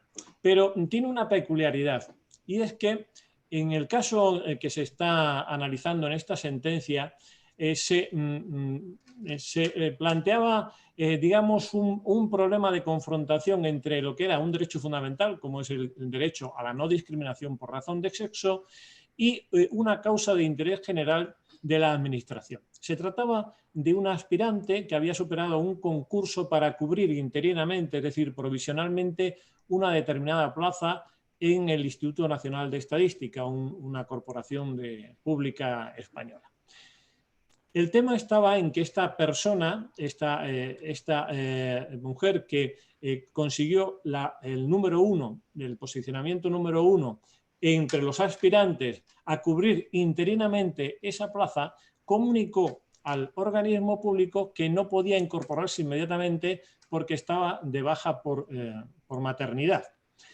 Y por otro lado, el instituto lo que quería era cubrir rápidamente esa plaza porque era una plaza de sustitución, no era una plaza permanente o fija, sino que era una plaza de sustitución interina, y por tanto lo que le interesaba era esencialmente que aquella plaza se cubriera inmediatamente con un determinado profesional. Tanto en la vía administrativa como en la vía jurisdiccional ordinaria, pues se desestimó la pretensión de esta aspirante que había conseguido, como digo, el numeral 1, porque el organismo público, al ver que esta persona estaba de baja por maternidad, pues inmediatamente la sustituyó por el número 2, por la número 2, que era otra mujer.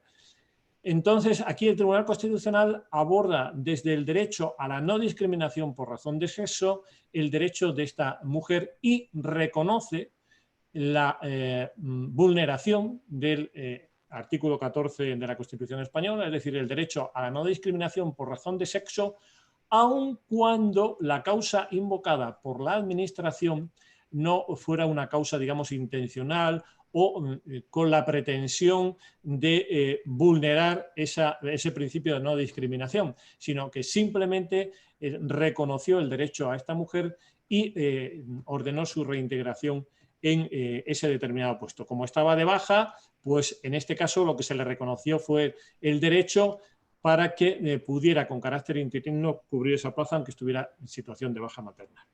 Bien, este sería el primero de los, como digo muy someramente, el primero de los supuestos. El segundo tiene que ver fundamentalmente con la confrontación que, como conocen perfectamente, existe entre los derechos de la personalidad y el derecho a la libertad de información. La libertad de información, como saben, es una libertad colectiva, es esencial para la generación de una opinión pública libre y, por tanto, es un derecho, digamos, que con carácter prevalente pues, se reconoce por parte del Tribunal Constitucional español. Y este confrontaba con el derecho a la propia imagen. Creo que la doctora María Pía Silva ha hecho una referencia muy somera a este supuesto. Me estoy refiriendo a un caso concreto en el cual una persona hirió a su hermano y luego se suicidó. Y el periódico de la zona, concretamente de Zamora, lo que hizo fue publicar la noticia, hecho noticiable y por tanto prevalencia de la libertad de información, pero digamos fortaleció esa información con unas fotografías que había sacado del fallecido y también del hermano que había sido lesionado por los disparos del que se suicidó, porque uno de ellos se suicidó, el otro quedó lesionado. Los recogió de las redes sociales, concretamente de Facebook, recogió las fotografías de tal manera que junto con la noticia de ese triste evento, pues la acompañó para fortalecer la noticia con la fotografía del fallecido y también del hermano que había sido lesionado.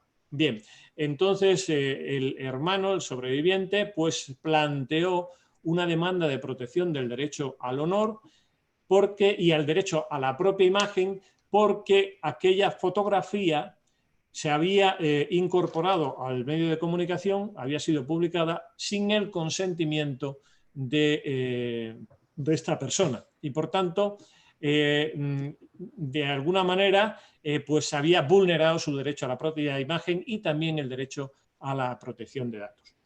El Tribunal Constitucional en este caso le da la razón a esta persona porque entiende que hay dos razones esenciales para que prevalezca en este caso el derecho a la propia imagen sobre el derecho a la libertad de información. En primer lugar, porque era necesario el consentimiento de esta persona para que fuera publicada su fotografía. Y en segundo lugar, la segunda razón era que en todo caso, aun siendo el hecho noticiable, era innecesario para que se pudiera publicar y dar a conocer a la opinión pública ese hecho luctuoso. Por tanto, en base a estas dos razones, el Tribunal Constitucional otorga prevalencia, en este caso, a un derecho que es característico de la privacidad, como es el derecho a la propia imagen, sobre el derecho a la libertad de información. Y solamente les voy a cansar con un tercer supuesto que creo que también es interesante. El tema es el siguiente. Con ocasión de un determinado procedimiento, esta es la sentencia 67 del año 2020, de 29 de junio, es decir, de antes del verano español, del invierno de Chile, pues como consecuencia de un determinado procedimiento penal en el que se acordó un allanamiento, una entrada y registro en un despacho profesional de abogados, pues la policía incautó unos ordenadores que contenían una determinada información, concretamente una información fiscal. El procedimiento, que era un procedimiento por lavado de capitales, por blanqueo de capitales, siguió su curso, el procedimiento penal, pero la cuestión estaba en que como consecuencia del volcado de la información que había en las computadoras, en los ordenadores, se determinó que una de las abogadas del despacho que no estaba implicada o inculpada en el procedimiento penal, pues digamos, había tenido en la realidad, porque había una especie de caja B, y había tenido en la realidad unos ingresos del despacho que eran superiores a los que había hecho declaración a la agencia tributaria, es decir, a la hacienda estatal. Entonces, la agencia tributaria, organismo administrativo, sobre la base de esa determinada información, practica una liquidación y aprecia que no se ha declarado convenientemente y, por tanto, le establece un acta de infracción y por consecuencia, en consecuencia, le impone una determinada sanción. Por tanto, el tema estaba en si, como consecuencia de la información obtenida derivada de un determinado proceso penal seguido contra otras personas, era posible la apertura de un procedimiento sancionador en vía tributaria contra esta abogada que no estaba implicada en el procedimiento penal. Bien, el Tribunal Constitucional, por tanto, analiza el problema constitucional desde una doble perspectiva. Desde la perspectiva del derecho a la protección de datos, es decir, en la medida en que esa información estaba recogida en una base de datos privada que había sido volcada en su contenido como consecuencia del allanamiento en un juzgado penal, la desvinculación del proceso penal por un lado y del expediente administrativo sancionador por otro, en el cual el único vínculo de conexión era aquel allanamiento que se había realizado en el despacho de abogados, y además el hecho de que ella invocaba la vulneración del proceso debido, porque se había utilizado información de un proceso penal para un expediente administrativo sancionador. Bien, el Tribunal Constitucional entiende que en lo que respecta a la limitación del derecho a la protección de datos fue perfectamente acordada por el órgano judicial, en la medida en que cuando se recogió aquella información aún no se había podido delimitar el ámbito subjetivo de participación de ese delito de blanqueo y por tanto no se sabía si esta persona iba a estar implicada o no iba a estar implicada. Por tanto, había una cobertura, una autorización judicial previa motivada que legitimaba aquel allanamiento y por tanto la obtención de la información. Y en lo que respecta al vuelco de la información del proceso penal al derecho administrativo sancionador, al expediente sancionador, se entendió que hay una ley española, la ley que, digamos, la ley general en materia tributaria, que es la Ley General Tributaria, que autoriza en su artículo 93, autoriza la posibilidad de que la administración tributaria recabe información fiscal, información tributaria de los órganos penales cuando, evidentemente, salvaguardando el secreto del sumario y a los únicos efectos de poder elaborar, digamos, una investigación tributaria paralela a la autoliquidación que haya hecho el propio interesado. Por tanto, el Tribunal Constitucional en este caso desestimó el recurso de amparo de protección de derechos fundamentales porque entendió primero que no existía vulneración del derecho a la protección de datos ni tampoco al proceso debido porque se había obrado conforme a la ley. Es decir, había un mecanismo legal que autorizaba a la agencia tributaria a recabar esa determinada información y utilizarla a los fines exclusivamente tributarios. Bueno, les podría comentar algún otro supuesto más, pero yo creo que con esos tres he agotado mi tiempo y he agotado seguro la paciencia de todos los estimados colegas de Chile y decirles y reiterarles mi agradecimiento, primero por la gentileza que tuvieron al recibirme allí en Chile y además por volvernos a reencontrar, aunque desgraciadamente sea de esta manera virtual. Muchísimas gracias. Muchísimas gracias, magistrado Antonio Narváez.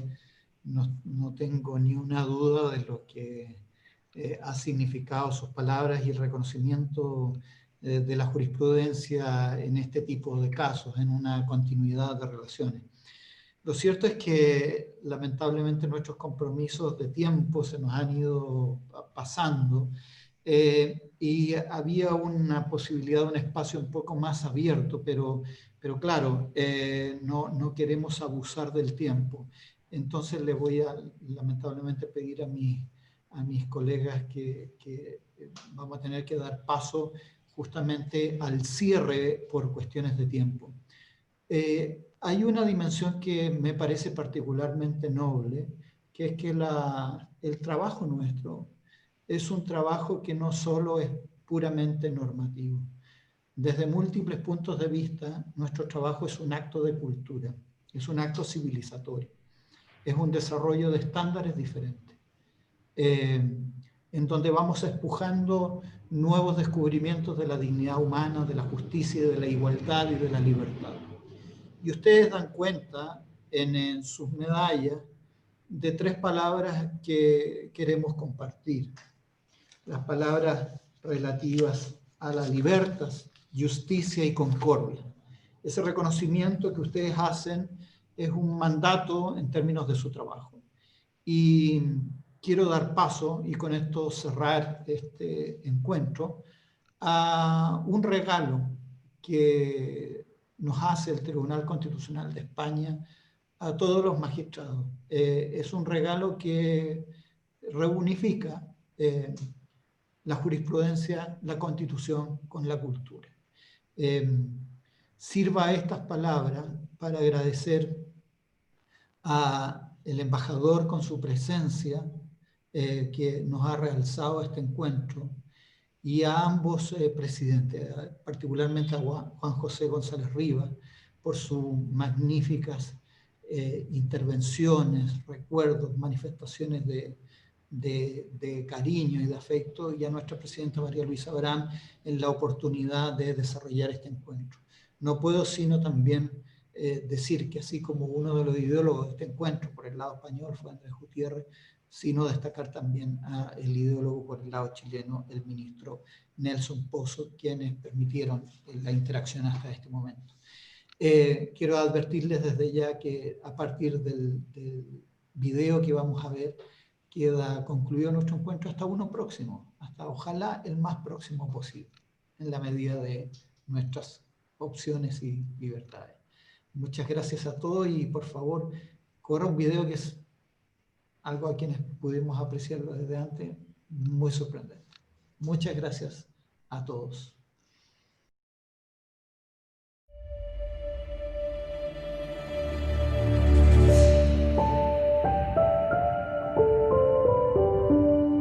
El arte ha plasmado desde siempre los derechos de las personas. Se celebra ahora el 40 aniversario del Tribunal Constitucional, máximo garante de estos derechos.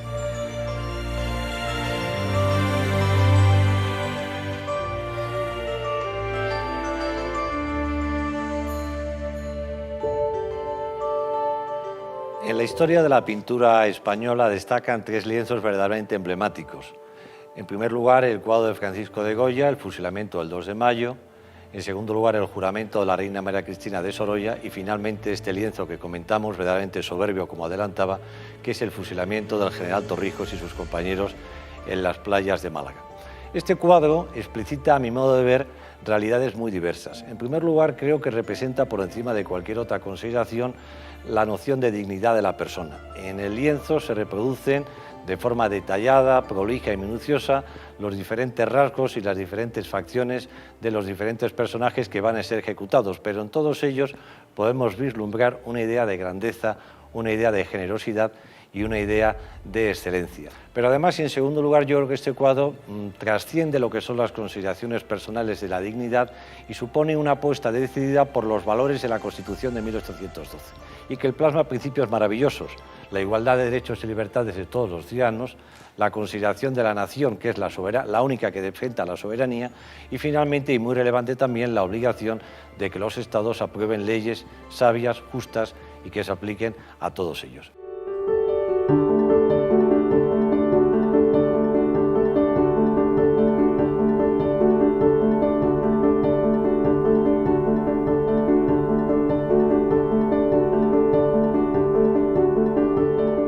Este cuadro de Durero, en realidad lo que viene a representar, creo, es un poco la salida del paraíso, o al menos la situación anterior que se plantea entre Adán y Eva.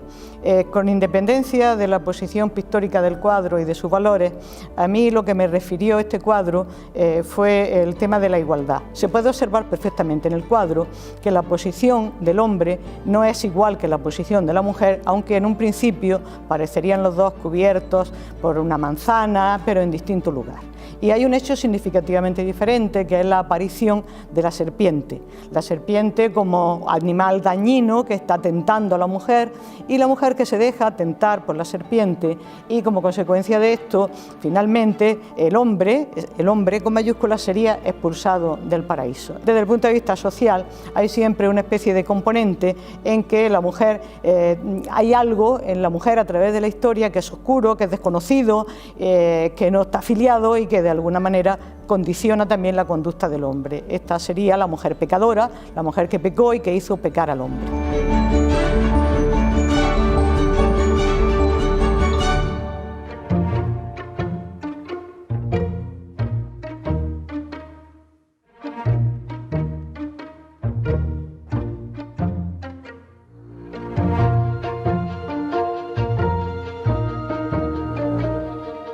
El artículo 16.1 de la Constitución española se refiere, entre otras, a la libertad ideológica, que tienen derecho los individuos y las comunidades sin que tengan que respetar más que el orden público establecido por la ley. El cuadro es un cuadro excelente, es un cuadro que refleja lo que es el poder y cómo lo vivía Jovellanos con la inquietud de la responsabilidad que había contraído, y de ahí cómo se le ve con su cabeza apoyada en la mano, cómo se le ve recapacitando sobre la labor que tenía delante. Hace constar lo importante que también había sido Jovellanos en unos momentos anteriores e incluso después con posterioridad en relación con su natal Asturias, donde había creado importantes instrumentos de progreso de la comunidad, de lo que entonces era el Reino de Asturias.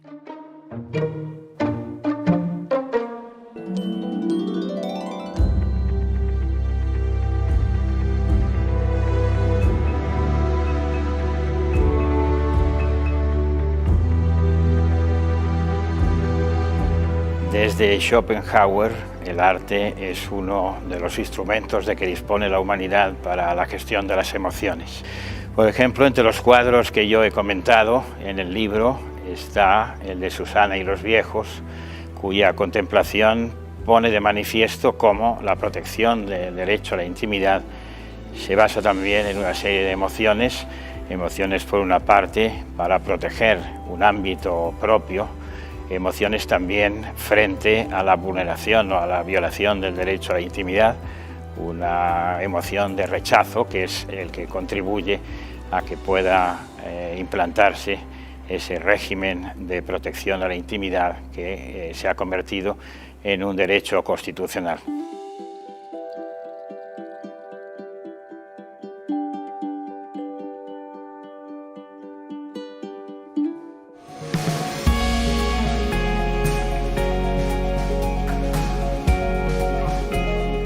El cuadro que simboliza en este caso el ejercicio del derecho de asociación es un cuadro que es uno de los mejores valores del romanticismo español del siglo XIX y representa, no llegó a ser realidad esta escena que se representa en el cuadro, pero representa una reunión de poetas contemporáneos y concretamente de José de Zorrilla, que aparece en el centro de la imagen leyendo una de sus novelas. El autor, el pintor, lo que pretende fundamentalmente es transmitir ese espíritu asociativo que caracterizaba a este tipo de círculos literarios. El cuadro lo que representa sobre todo es ese espíritu liberal del siglo XIX que caracterizó una determinada época en España.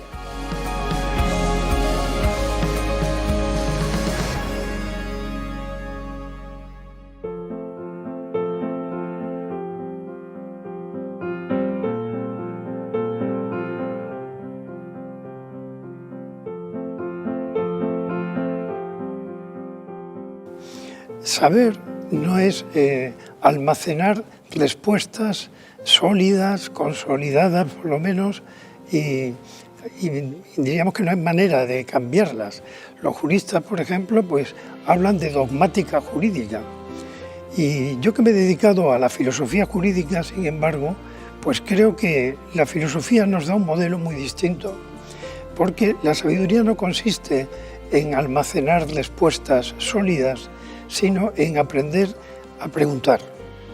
Ahí el sabio es el que sabe preguntar bien. Sócrates no nos ha legado ni siquiera una página. Sus discípulos que tanto aprendieron con él sí que nos han contado algo de lo que él decía, pero Sócrates sobre todo era el maestro que enseñaba a preguntar. Y yo creo que por eso ese lugar central que se le concede ahí a un adolescente rodeado de sabios, a los que sin duda les llamó más la atención no la solidez de sus respuestas, sino la agudeza de sus preguntas, porque en eso consiste en realidad el ser sabio.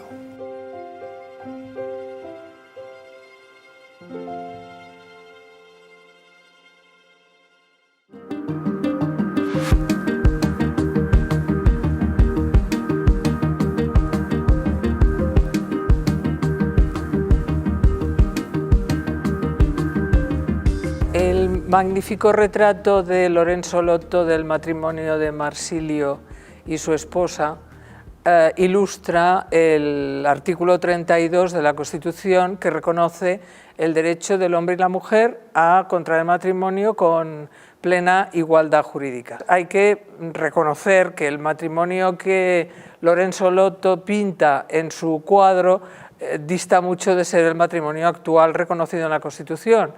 En primer lugar, porque el matrimonio en el siglo XVI era indisoluble. En la actualidad se admite la posibilidad de la disolución por divorcio, y el matrimonio también en el siglo XVI solamente se podía contraer por un hombre y una mujer, mientras que en la actualidad es posible que el matrimonio sea contraído por dos personas del mismo sexo.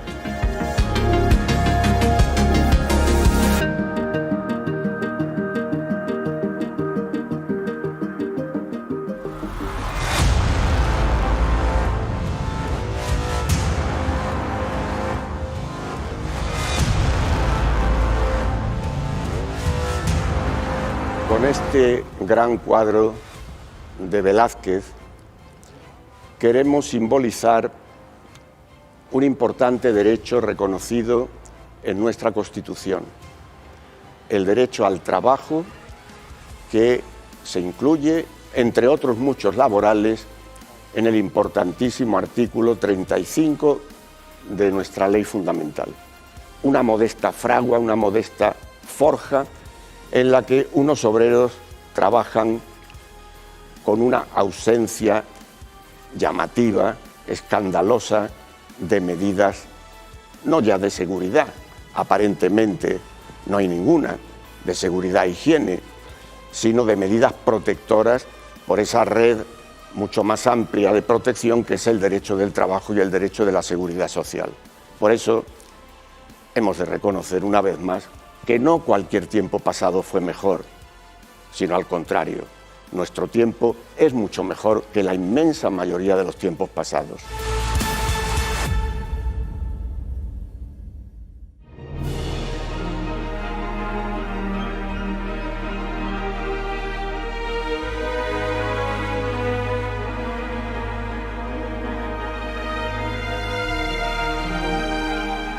El albañil herido es un cartón pintado por Goya en 1876 y que estaba destinado a ser el modelo de un tapiz en el Palacio Real del Pardo. En última instancia, yo creo personalmente que Goya lo que pretendía con este cuadro era alinearse con las medidas tomadas por el monarca y por los ministros ilustrados, dignificando el trabajo y expresándolo, esa dignificación, a través de uno de los accidentes laborales más frecuentes, como el pintar.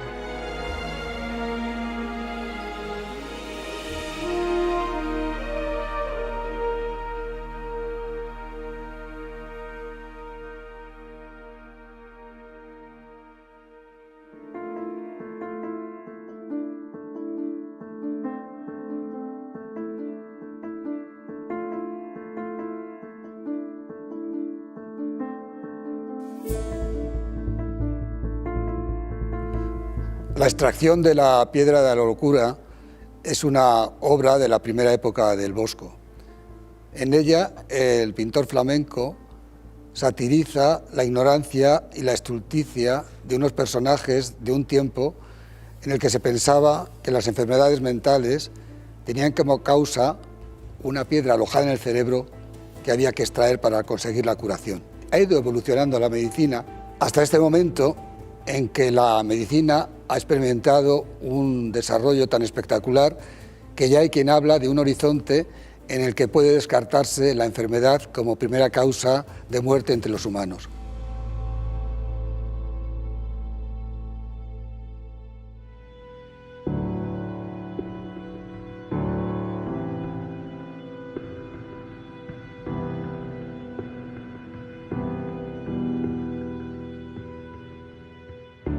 Hemos elegido el cuadro del Paso de la Laguna Estigia de Joaquín Patinir para representar el derecho fundamental al medio ambiente, porque entendemos que representa la naturaleza y todos los elementos que el medio ambiente debe proteger. Lo que representa el cuadro es el paso de la laguna Estigia por Caronte, que en su barca lleva un alma que dirige o bien al paraíso o bien al infierno. El paraíso se indica por un ángel que está señalando el camino y en el infierno se puede ver al fondo el fuego eterno. Quiere hacer pensar al espectador en la necesidad de reflexionar sobre el momento de la muerte y de coger siempre el buen camino. Un buen camino que en el momento actual significaría también proteger y tutelar el derecho al medio ambiente.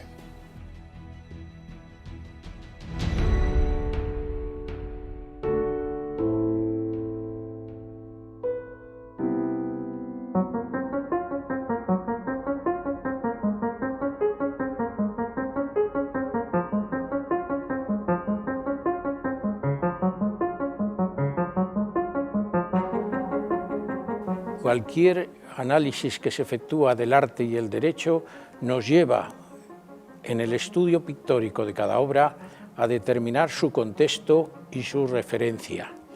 La obra de Conrado Giaquinto ha sido una obra de especial trascendencia en el rococó italiano del siglo XVIII. La obra que vamos a señalar sucintamente pone de manifiesto dos perspectivas fundamentales: la justicia y la paz. La justicia se personifica por una dama dotada de corona, dotada de cetro. No es la imagen clásica de la justicia en que en ocasiones reproduce con una venda en los ojos por aquello del mantenimiento de una situación de no diferenciación, la justicia es igual para todos, pero sí se enmarca en atributos esenciales como el cetro y la fortaleza que implica el ejercicio de la función. Por eso, en mi doble condición de magistrado ejerciente de la función judicial durante muchos años y en la actualidad como magistrado constitucional y presidente, pongo de relieve la trascendencia e importancia de la labor judicial, hermanado en ese doble concepto, justicia y paz, que el pintor supo plasmar con brillantez, con exquisitez y con suficiente decoro en ese cuadro que ha quedado plasmado para informar a las generaciones.